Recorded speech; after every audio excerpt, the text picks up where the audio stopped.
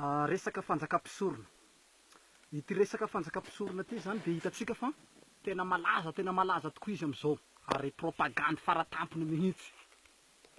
Betsaka moa no miteny am'izao fotoana zao hoe manao ahoana nareo manao propagande alohan'ny fotoana, de enjehny lalàna nareo satria mandika lalàna, satria manao propagande alohan'ny fotoana nareo zao. De zay zany fanenjehana ataonareo anatin'io Facebook io am'izao fotoana zao.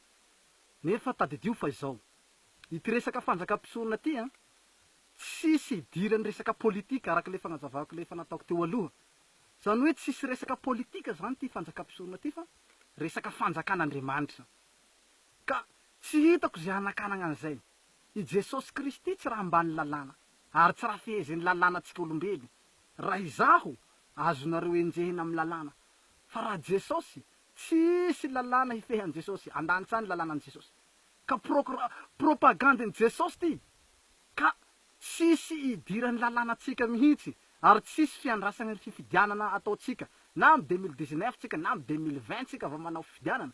I Jesosy tsy raha hiandry atsika hoe am 2020 koa Jesosy va manao propagande, fa efa manomboky ny Jesosy am'izao fotoana zao. Angamba mazava aminao zay fa mbola hitohy ihany ny fagnazavako. Misaotra.